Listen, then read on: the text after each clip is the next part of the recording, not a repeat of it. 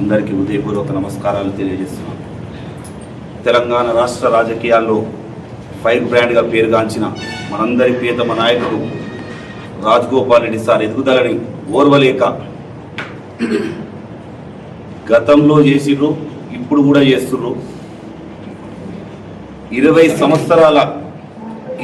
సంవత్సరాల్లో సొంత వ్యాపారాలతో పప్పు రాజు గౌడ్ అనే వ్యక్తి అప్పటి మాజీ హోంమంత్రి స్వర్గీయ ఎలిమినేటి మాధవరెడ్డి గారి అనుచరుడుగా ఉంటూ సొంత రాజకీయాలు చేసుకుంటూ మల్కాపురం ఊర్లో ప్రజలకు అందుబాటులో ఉంటూ మండల ప్రజలకు అందుబాటులో ఉంటూ మల్కాపురం సర్పంచ్గా గెలిచి మల్కాపురం సర్పంచ్గా సేవలు అందించి సొంత వ్యాపారాలతో సొంత డబ్బులను ఖర్చు పెట్టి అటు గ్రామ ప్రజలను, కాంగ్రెస్ పార్టీని, కార్యకర్తలను, నాయకులను అందరినీ మంచి చెడు చూసుకుంటూ సొంత స్వశక్తితోటి ఎదిగిన నాయకుడని, ఆ తర్వాత రాజకీయ క్రమంలో మన నాయకుడు, ప్రియతమ నాయకులు రాజగోపాల్ రెడ్డి సార్ గారికి అనుచరుడుగా ఉంటూ సేవా కార్యక్రమాలు చేస్తూ ప్రతి విషయంలో కూడా మంచి చెడుకు ఉండడాన్ని వీళ్ళు ఓర్వలేక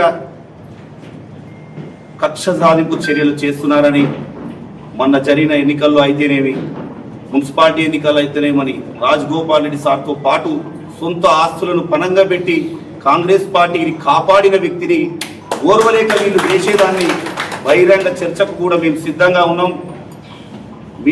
మీ చరిత్ర, మీ గత చరిత్ర ఎంత నీచంగా ఉందంటే హాస్టల్ వార్డెన్గా ఉండి గుడ్లు అమ్ముకున్న చరిత్ర మీది. మా సార్ రాజగోపాల్ రెడ్డి సార్ మునుగోడు నియోజకవర్గానికి వస్తే సుమారు 20-25 లక్షల రూపాయలు దాన ధర్మాలు చేసిపోతున్నారు మా సార్. అదే మీరు మూటలు నింపుకొని పోయిన చరిత్ర మీదని. కానీ ఎక్కడ కూడా మేము మాట పడడానికి ఎక్కడ కూడా ఆస్కారం లేదు. బహిరంగ చర్చకు కూడా మేము సిద్ధం.